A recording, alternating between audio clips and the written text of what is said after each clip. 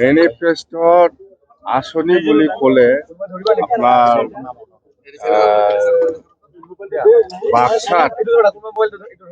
বাক্সাত আমাৰ এগ্ৰিকালচাৰ কলেজৰ কথা লিখা আছে বা সেইফালে ওদালগুৰিত আমাৰ ইউনিভাৰ্চিটিৰ কথা লিখা আছে, মেডিকেল কলেজৰ কথা লিখা আছে।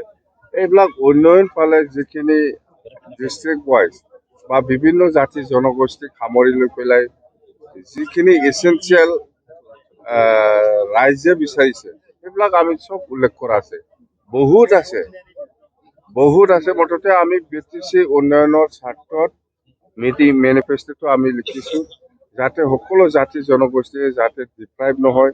কিছুমান জাতীয় ইছ্যু আছে, সমস্যা আছে, এই সমস্যাবিলাকক সমাধানৰ ক্ষেত্ৰত BPF দল হিচাপে সদায় সমৰ্থন কৰি যাম, যিমান পাৰে সহায় কৰিব।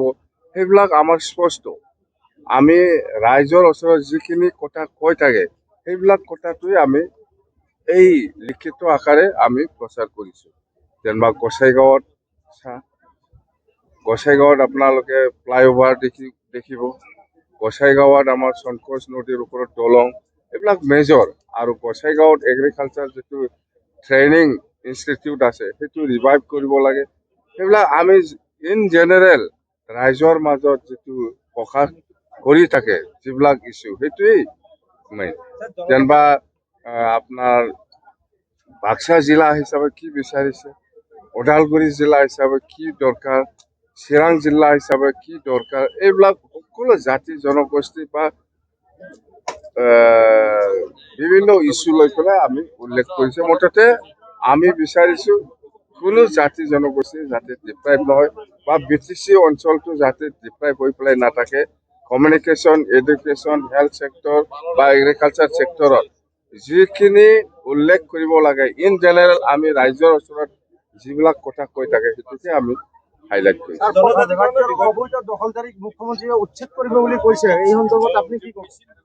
এইটো মই অলপ আগত ৰাইজৰ মাজত কৈছে, এইটো আমাৰ BTC নহয়, এইটো সেই BTC বাহিৰৰ কথাহে কৈছে। BTC কোৱা নাই না। সেইদিনা তামোলপুৰত দেখা নাই, তামোলপুৰত মই একেলগে আছিল CMৰ লগত, বিজনীতো আমাৰ CMৰ লগত আমি একেলগে আছিল।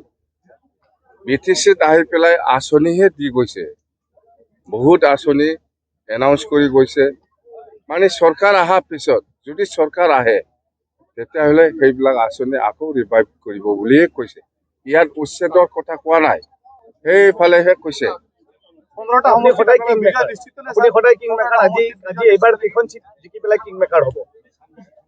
আমি কিং মেকাৰ বুলি মই দাবী কৰি নলম।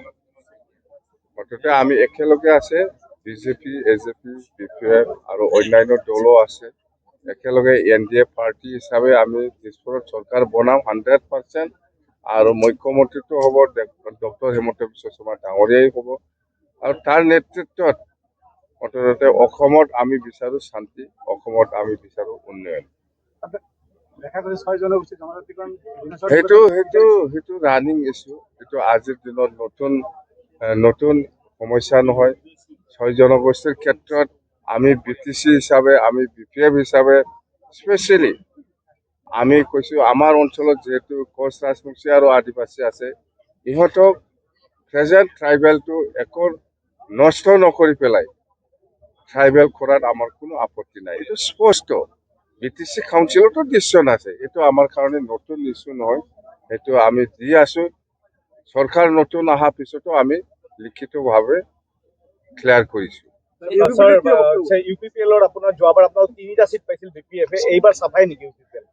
UPPLটো এইবাৰ আমিতো দেখিবলৈ পোৱা নাই। 15টা চিটত 15টাও আমি NDA হিচাপে জিকিব, UPPL হিচাপে জিকাৰ কোনো সম্ভাৱনাই নাই, দেখাই নাই। মই অন্তত 0 হ'ব স্পষ্ট কথা দেই।